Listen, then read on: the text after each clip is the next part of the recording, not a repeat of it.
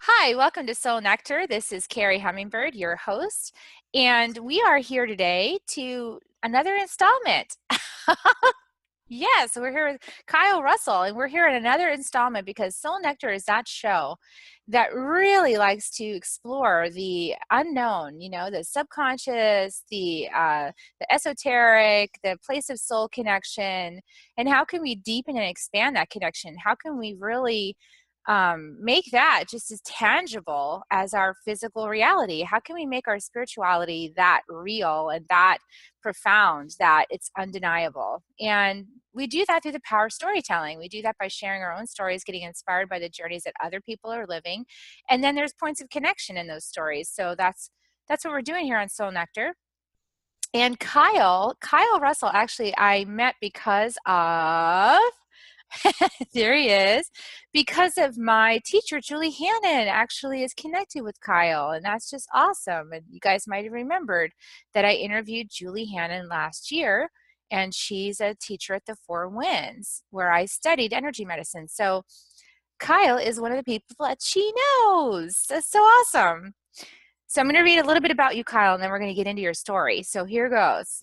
Kyle Russell experienced a major download in 1987, after which he became Geo-Sentient, able to pick up on the energy of stones, specifically power stones, crystals that focus natural energies, unlike rocks, crystals, which he discovered have direct correspondences and use in connection with the human body, mind, and spirit.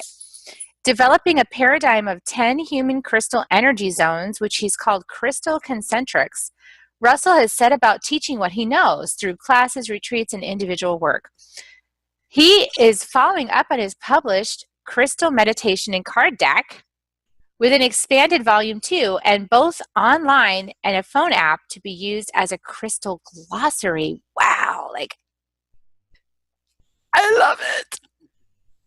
Okay, when we spoke, as you guys know, I pre-interview everybody. And when we spoke, I was like, I'm digging this. I want to know more. So it's like free lesson. So tell us more about your journey, Kyle. We want to hear. I'll be happy to. Do you want me to start from the beginning, let you know how it all sort of coalesced from the start in terms of that storytelling that you were talking about? Yeah, we want to hear that story. We want to know, what happened to you? It's a very crazy story. And in the past year, I've now told it in large groups in the public. But previous to that, I would get serious goosebumps and feel very strange about relaying this story, not because of the story itself, but because the intensity of the feeling and the experience that happened way back when. This had to have been the middle of 1987. That's now 31 years ago. And what happened was I was working at a natural food store, and a friend of mine wanted to go buy some crystals, and we went up to this shop called Heaven and Earth, which those of you who know the crystal world know that Robert Simmons had a store there, and he's now since written a ton of books and become quite a big name in the business. But at that time, he was just starting out. He had just married his wife. They had this shop up there in Gloucester, and I went to visit, and he explained to me about Moldavite and how it was a ancient meteor that had struck in Eastern Europe and blended with earth elements and created the only gem quality meteoric material that there is. It's green, it can be cut into jewelry, it's fantastic and special stuff, but I was just a newcomer. I didn't really think much of it, but he took it upon himself to give me a piece of this material, which had to have been worth $60 or $70, and for a merchant to just reach into their case and give somebody something of that value was unusual, but nowhere near as unusual as what happened next. So we left the store, I got into the car, and I suddenly, as we were driving back, started feeling all universal energies coming from above and below through my body into this pocket where this stone was. I could not stand it. I took out the stone and I put it on the floor of the car because I couldn't have it on my person. It was a very intense and sort of scary feeling. It was almost like life was being pulled right out of me. And then I imagine it was that night, but certainly that week there was a series of events that happened. And the main one was that I had this crazy dream in which I was working at my natural food store, and I was, putting something in the front window, and this nondescript lady came up from the other side of the glass and looked at me. And I looked at her and I was like, who is this lady? What is she doing here? And she opened her mouth and let out this crazy sound that I had never heard before. And I looked around to see if anyone else had heard it. Nobody else had heard the sound. And then I responded to her in the same language. And what's crazy is that after that, I realized that that language or that sound is harmonic toning. It's multi-level sonics. There's some, I think the Tuvan throat singers from the Himalayas do this. I won't try to do it now, but if you listen around, you can hear this stuff. It's very intense. It's multi-tonal, and she was communicating something to me, and I responded to her in the same language. So somehow I knew this language that was from somewhere else, and what she was saying was, the spaceship is overhead. If you want to come back and join us, now is the time. And my response to her was, no, I've been here too long. I'm not going. And it was really, really weird and spooky. Now I'm getting those goosebumps again. I got goosebumps the whole time you were telling that story, like all up and down my backside. It's a very, very weird situation. So I woke up like it was a dream. It was a vision. It was a nightmare. I woke right up from it and looked straight up at the mantelpiece, and there was the stone, the Moldavite that I had gotten from the place. So I had a few more visions after that, which were sort of follow-ups in which they were trying to come back to me through my subconscious and trying to, if not abduct me, certainly ferry me away.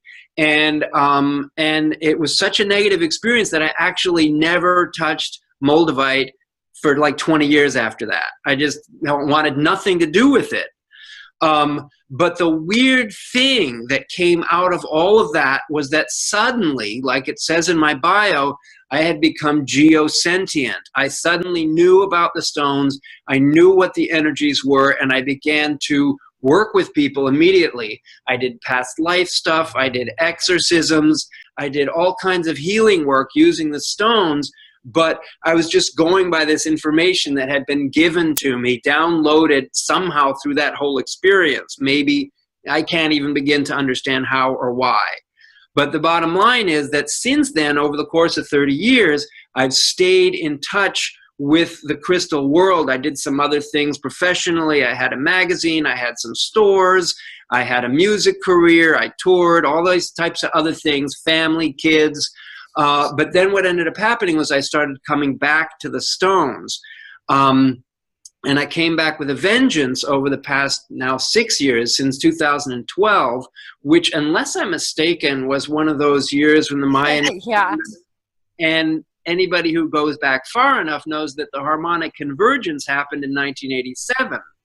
And so for me, I started to focus back on the stones. I started to get back into teaching about it and working with people, and also trying to come up with a paradigm, a way for understanding crystals based on my own experience, not based on the books, because I find the books are often inconsistent and make completely fantastic claims without any basis for making those claims.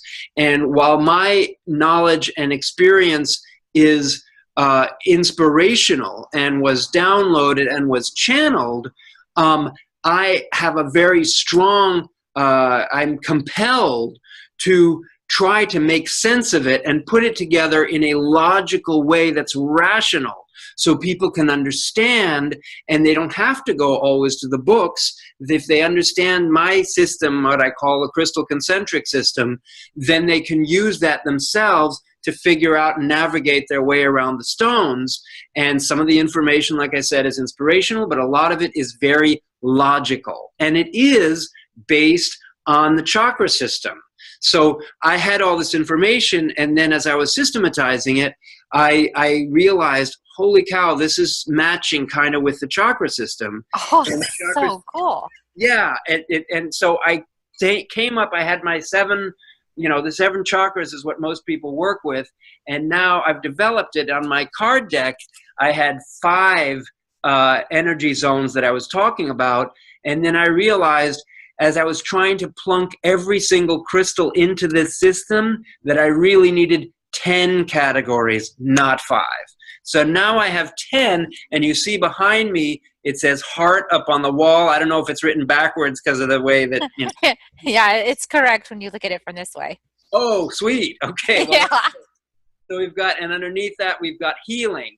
So if I'm in my store right now, the Portal Crystal Gallery, and if you go around, I've got all 10 energy zones represented, and every single stone that there is can fit into one of these 10 categories. So that's my story, and that's basically my system. Well, I love this story because I learned a while ago when I started my training at the Four Winds that stones are conscious. They're conscious beings. They don't seem like it to regular human. Like when I was a regular human, I didn't really think the stones, I just thought it was a stone. I was like, it's just a stone. But it actually, they speak. I've actually had it happen where not on any kind of drugs or anything, people. I know people have ideas about Carrie Hummingbird, like totally sober with my mesa, which is filled with my medicine stones. And I've heard them speak. Like it's a different kind of speaking. It's a telekinetic, or it's a psychic speaking. But it's like they're like happy. Like they could be so happy when I get something right. They're like, yay! Kind of like that. And it vibrates and it's like all happy. So they do have energies, and just by playing with, like I have this necklace that has this little bit of citrine inside of it, inside this acorn that I got from one of my teachers. This little tiny piece of citrine has been right at my throat chakra. And I knew I needed it. And I gave it the intention, clean up my words, because I needed some help with the stories I was telling. So that little piece of citrine has been helping me for like 6 years to clean up my stories. So I know that this works, and I'm sure that people in the audience have had little moments where you wondered, is that really real? Did I really hear that stone talk to me? Is this really happening? And you think you're crazy. So tell us how you brought logic to it, because that is the most important next step, is like, how can we really bring this to our left brain in a way that our left brain says, yes, I know this now? Got it. Well, one of the things that I've learned is that there are people, excuse my coughing here. There are people who are open to metaphysical topics, and people who have had experiences like mine, and certainly like many of yours, I'm sure, who are able to run with it, able to go with it, get to another place with any given spiritual experience. And then there are other people who insist, because of their understanding of the world, that everything is really two-dimensional or three-dimensional at most. And those people will miss out no matter what. There's no amount of explanation that I can give someone who's completely left-brained that will get them to understand this. That you kind of have to, as they say in the reggae world, who feels it knows it. Oh, yeah. And once you feel it, then it becomes an item of knowledge. And I wanted to touch back on something that you said, which is really, really important. And it's a part of what happens, I think, a lot of times with crystals. And it's what I call the anthropomorphization of stones, where people say, this little stone is a her, and this one is a him, and this is my little friend and my little buddy. And I think that works. That is a commonly used. I won't say it's a tactic, because it's real for everyone that happens to. For me, when there is a communication of a specific voice through a stone, I call that an entity stone. So an entity stone is a stone that's actually carrying a personality. that is capable of speaking in that way to you, in words, if you will. For me, my primary experience of the stones is that the way they speak is actually not in words. It's an energetic. They are emanating and vibrating, each of them in a unique, specific way. And if you are geo-sentient, or you are tuned into this logic and rationale for understanding them, then when you hold them, when you look at them and you think about them, suddenly that energy is the message that's being conveyed. So what that means is that each different stone is, and I'm just gonna say this, but there are exceptions, of course, but each different stone is almost like a one-liner. It's a conveying one energy. That's what it does. Lapis, for example, is a great example. Lapis always conveys a certain energy. Certain pieces of lapis do it better than others, and they do it better because they're bluer, or they've got the pyrite flecks in them just so, and they're just like geologically and energetically perfect. Whereas you take a piece like the Moldavite that I was talking about earlier, and one of the greatest ways that I've found to explain how different Moldavites work, and this is true in some other stones like quartz, for example, that those stones can be like a tray full of cell phones. And all those cell phones may look identical in the tray, but when you pick one up, you get the corner pizza guy. But you pick up the other phone and you get the head of some galaxy in a distant part of the universe. Oh. Okay?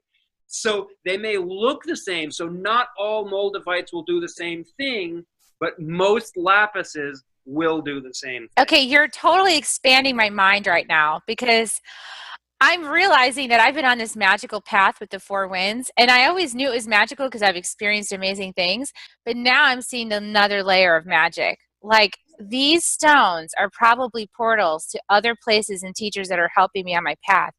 I want to cry.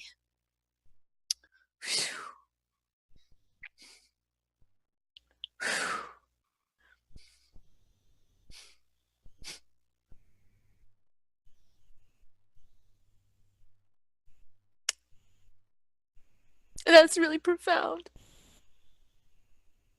And I know that's true. Yeah.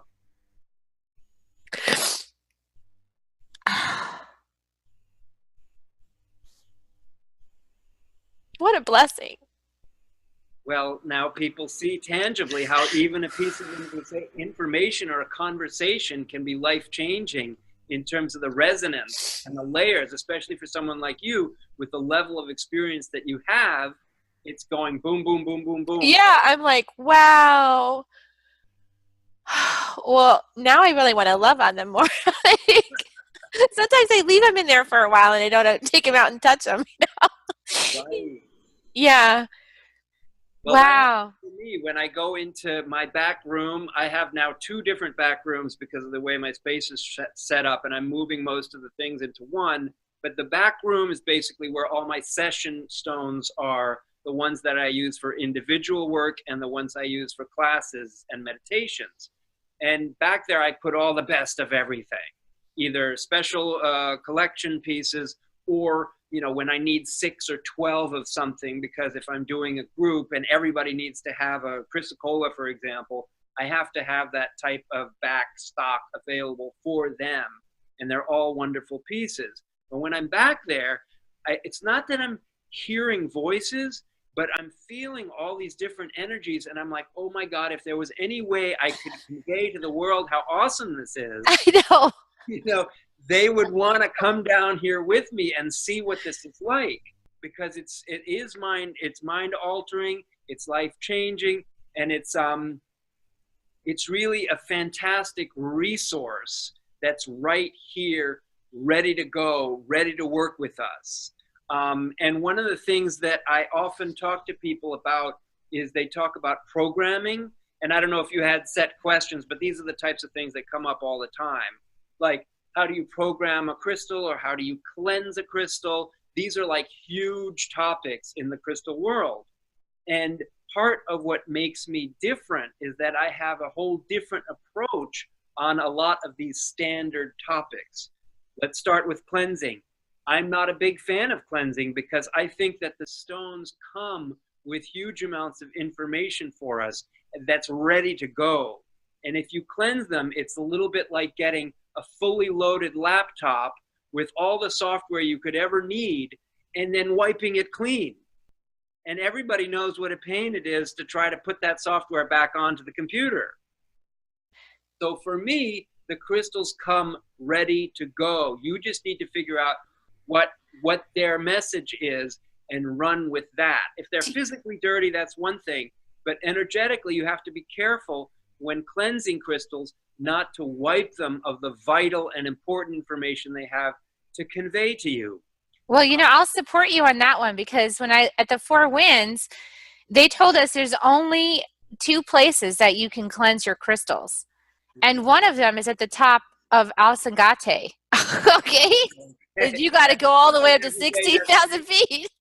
Right. You're not going there every afternoon. They're like, do not wash your crystals. Do not wash your stones. You can bathe them in spirit water. You can wipe them. You can rub them, but do not wash them. And don't cleanse them the way that they tell you to. So I'll agree with you there. So go forth. So the other thing I was going to say is the whole idea of programming. People are like, okay, I want to program this crystal to go do something. And now, to me, that is a little bit of a demotion of the crystal, because the crystal is already programmed. The thing that needs programming is you, the person. Yes. The person is the one who needs the programming. You need to get yourself straight so that when you wield, for example, a Lemurian laser quartz, that your energy is clear and your intention is clear, because that thing's a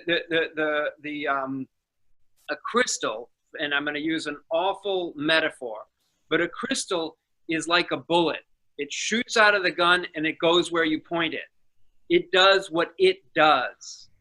The difference in personality, and especially when it comes to wielding spiritual powers, is the person who's handling the wand, the person who's doing the magic. That person has to have their intention clear and their stuff in order.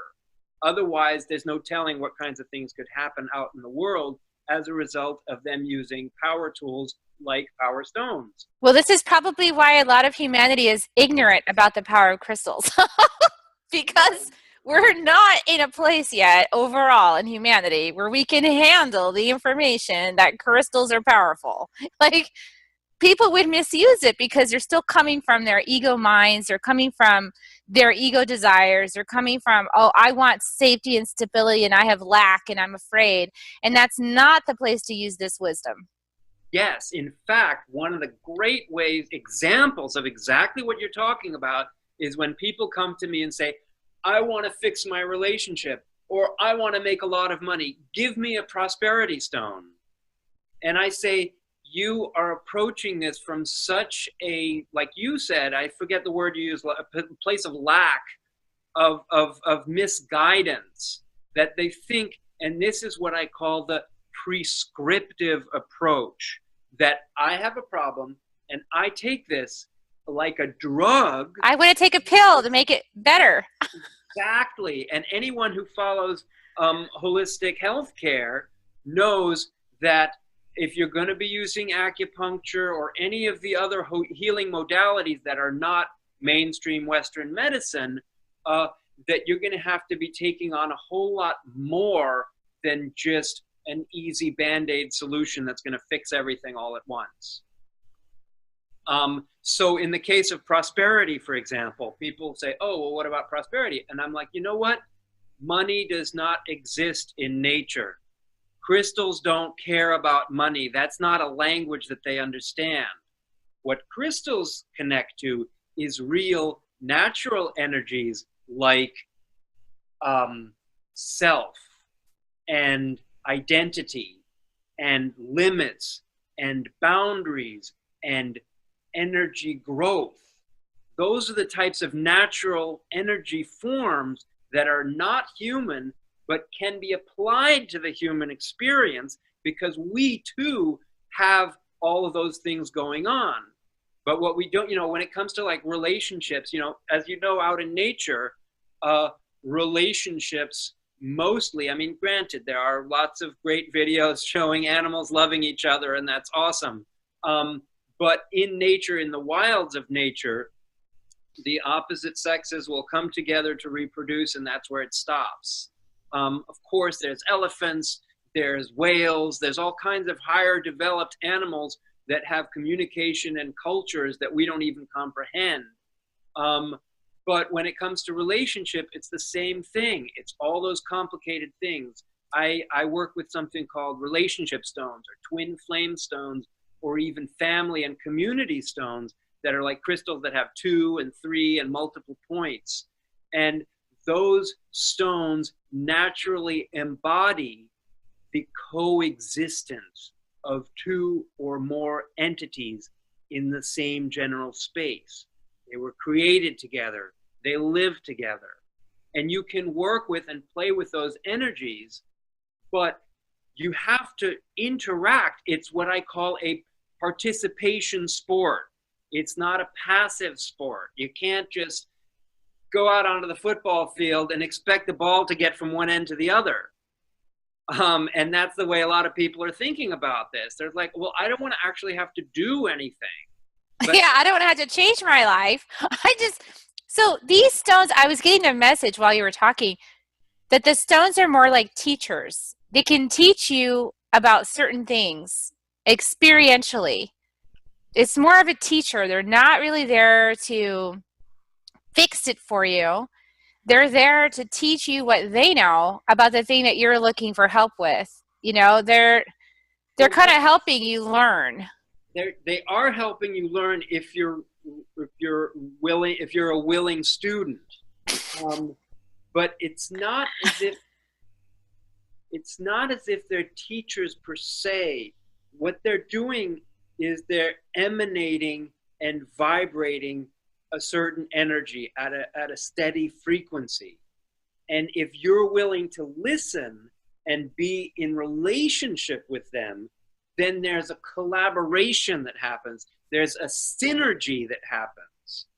And that is where the power of change begins to be possible and happen. But it's your intention too, like working with the stone with your intent is key. Because if you just want to hold it and like fix me, then that intention isn't really going to do much. But if your intention is, I want to tune into this vibration, or I want to, I'm going to play with this and feel how I feel differently.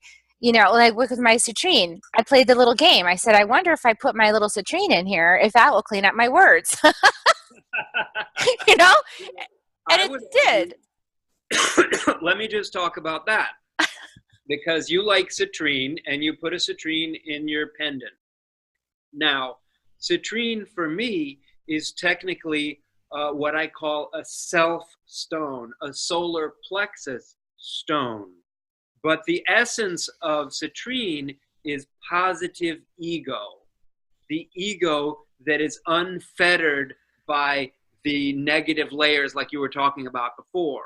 It's the pure ego and the pure and positive self.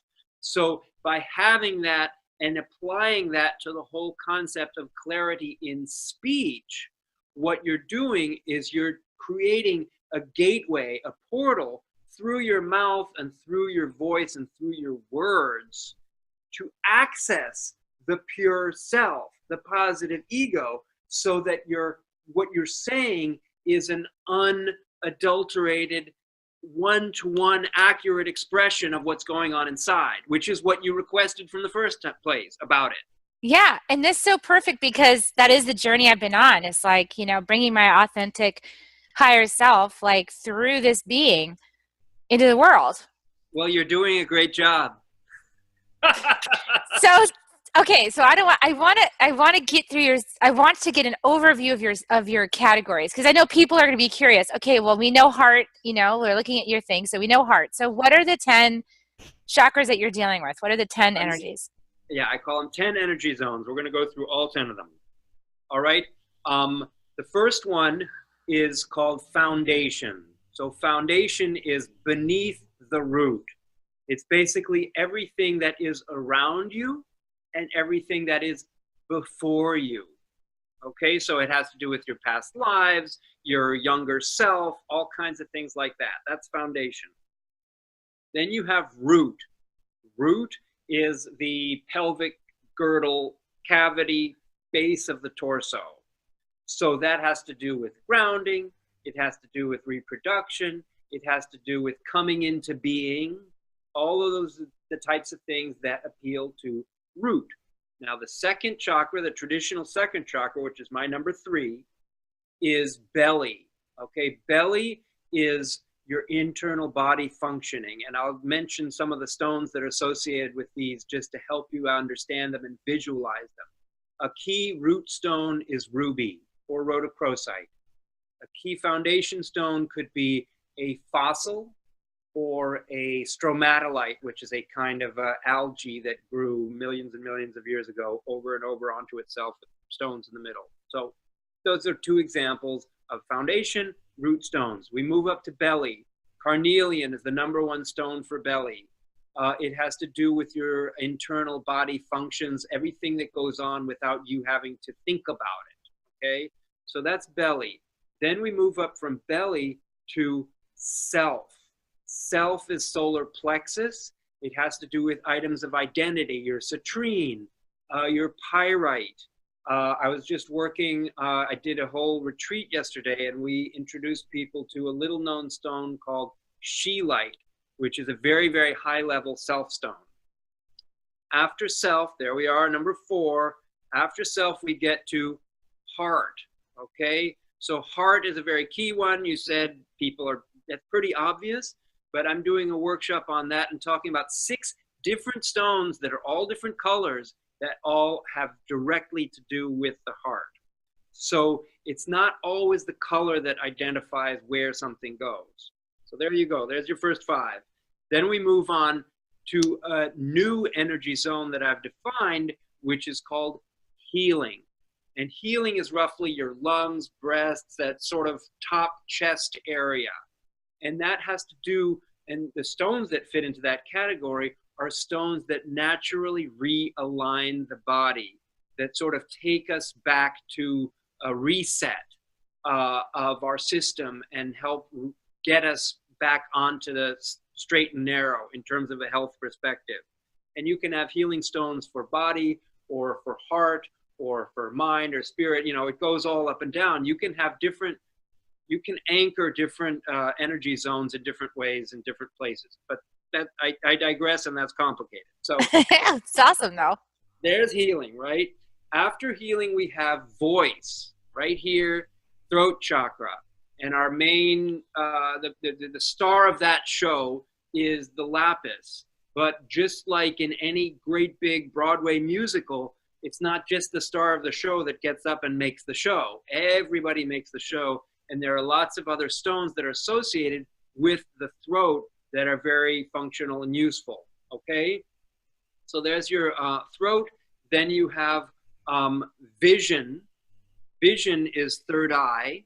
And vision has to do with creativity, imagination. A good example of that would be labradorite. Any of the stones that play with color, like, for example, opal could easily fit into that category. Moonstone is another one. And then we move up to number 9, which is source. Source has to do with our spirit guides. It has to do, I explain the relationship between vision and source in that vision is the method, the means, and source is the destination. So you use your creativity ultimately to get to this higher place. And sometimes it's a higher place just in a static capacity, like an azurite, or sometimes it's a higher place in a dynamic capacity, like green fluorite, which has to do with spirit community. That's where you can find your spirit guides, your saints, God, elves, spirits, all these types of sprites, all these types of spirit entities can hang out over there in the source zone. But a way that we get there also is through number 10, which is channel. Channel is an open conduit, but channel can show up in a million different ways. Simplest would be selenite, for example, or even clear quartz. But because clear quartzes are so many of them different from each other, they each have their own personality more than selenites do. And then you also have the black stones. Many of the black stones fit into channel as well. I'm talking your black tourmaline, your jet, your obsidian, all of those stones all fit into channel. So basically any stone you can think of fits into one of these 10 categories. Simple as that, huh? Wow. Okay. So that is fascinating. I have a lot of those stones. I was going through, I was like, oh, I've got one of those. I got one on my altar. So then that led me to another question, which is, obviously you can wear the stone if you're, if you, like I wear a lot of turquoise, right? I wear turquoise. I've got this, for protection. And so obviously you can wear the stone and then you can put the stone on your altar, right? You can have it on your altar. You can put it in around your house. You can, so there's lots of ways. So you could hold it, I guess, if you were going to be doing something. Like if I was going to be channeling, I just like, oh, I could hold my selenite, from my mesa, and maybe I would get a clearer channel. So tell us like some of what you've learned about ways of interacting. Like how can you play with these stones in a way that would be supporting your development? Well, you mentioned a bunch of great ways of integrating them. Certainly, to add to your list, because everything you said was on point, to add to your list, you can obviously wear them in your pocket, or you can take them to work or have them in your car. So, all these, between us, we've listed about 10 ways you can bring stones into your life in a way that could be impactful. Like you said, you want to be channeling, selenite is a great choice. Or there's a stone that I call the astral stone, which is apophyllite. Apophyllite takes you very high very quickly. But I'm trying to get a clearer sense of your question, like what am I not answering? Well, like, is it just having the stone in your proximity that does the work, or what is it exactly that helps you with the stone? Well, I was talking to someone who is a very rational person, and I freaked them out because I mentioned that I could actually be working on them with stones without their consent. And they're like, no, how's that possible? I hate that idea. But the reason why you have to be able to do that, and you of all people know this because of your Four Winds work, is if you need to be working with someone in another dimension or in a past life or in a future life, you have to be able to cross dimensions. So it is possible to do that. Similarly, if someone is too sick or they've actually died and you need to be working with their soul, you have to be able to work with them without their conscious participation. Okay? Obviously, in a best case scenario, you want to have a conscious relationship. I think that's where you get the most juicy fun out of it. I mean, those are other useful things to be able to do, and they're important to make happen. But ultimately, you want to be involved. So on the shortest level, you could say, yeah, just having it in your car, just having it in your pocket, having it on your desk at work, that if that's as much as you can do, then that's enough. But if you can do more, if you can take it into your hand, if you're doing something active like channeling, you introduce the stone as an additional tool to enhance your own capacity to make that connection. So when people come to me and they'll say, I have a thyroid issue, what stone do I use for that? And I'm like, well, first of all, what is a thyroid issue energetically? Can you explain to me what's going on? And if they can't explain, I recommend try to figure out what it is about your thyroid that is needing attention. Is there a blockage? Is there inflammation? You have to break it down. What is it energetically that you're trying to do with the problem as it's presenting itself? And then once you can break it down into energetic to-do lists, then you bring the stones in, because the stones are natural, they're little energizer bunnies that do what they do. And so you bring the stone in to work on the specific situation once you've identified what the situation is. But what thyroid problem means to me might be different to what thyroid problem means to you or to anybody else. So you have to get the client, the person themselves, to come to a better place of understanding about what's happening energetically. And you can help them with that as the healer, of course. And then once you get those questions, because ultimately, you know, when we go to a doctor, we don't understand what's wrong. They're supposed to understand what's wrong, and they're supposed to fix it. And they go in and they do most of the time to the best of their ability, if it is a comprehensible thing. But even doctors will make you sign waivers and say, there's a chance you'll die on this operating table.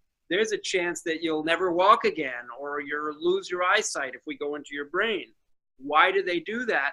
Because people, I mean, maybe cars are all different from each other, but let's pretend that cars are all the same. The engines are all made the same. If you fix this car this way, you can fix that car that way. People are all different.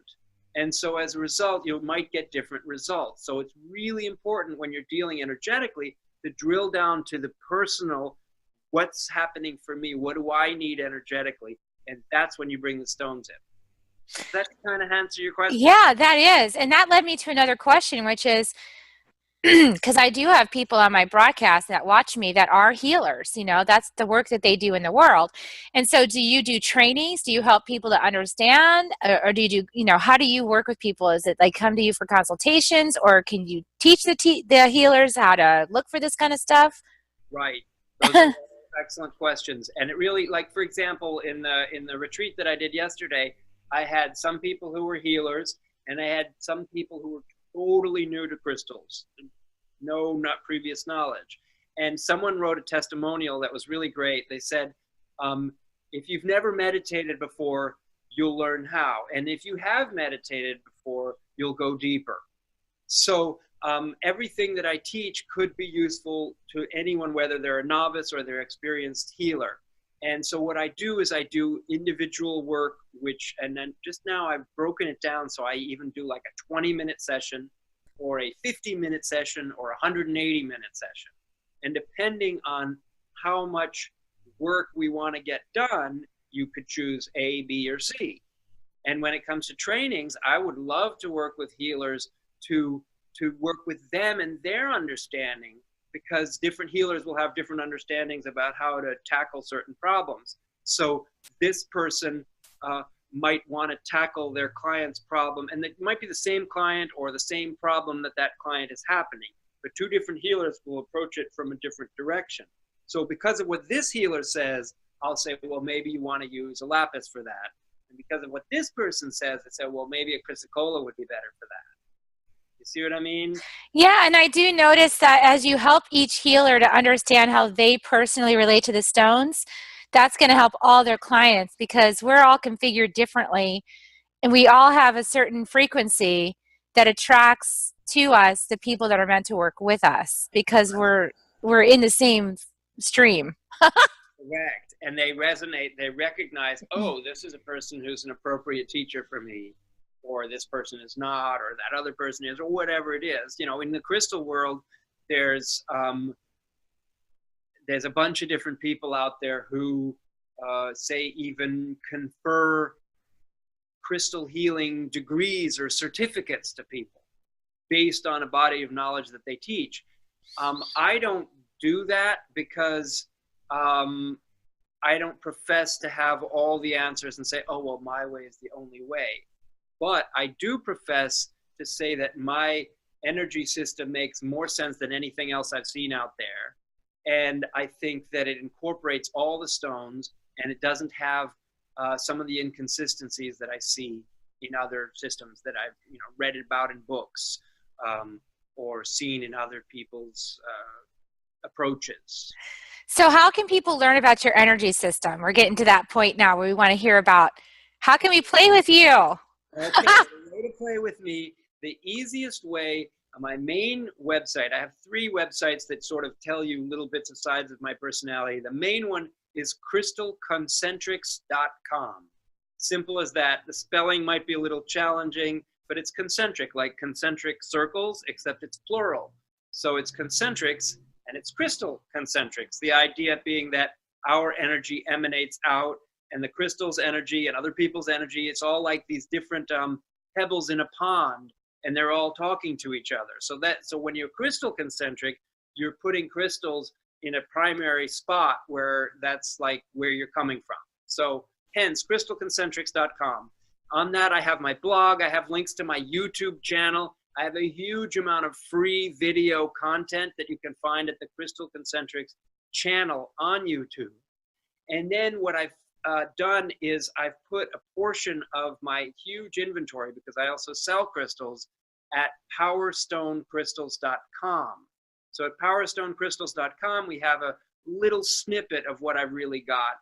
The fullness, all of my merchandise, is at my brick and mortar location, which is in Arlington, Mass. That's called the Portal Crystal Gallery. And I have that, portalcrystalgallery.com, powerstonecrystals.com, crystalconcentrics.com. So you can reach me any one of those ways. You do Kyle at, and it should get to those places, or just go to the website, click on contact, and say hello. I would love to work with different healers like you suggest. I would love to present at different centers. And also I can do stuff remotely like this on Zoom, FaceTime, Google Hangouts. It's all possible. I do phone sessions. There's lots of different ways of learning this information. And then once you've internalized it, you can go out in the world and use it. That's beautiful. Well, I really enjoyed our conversation this morning. So enlightening. I know I want to talk to you more. I want to know. Yeah, you'll think of new questions. Talking to you has brought some new stuff up for me too, so it's been great. Yeah, it's awesome.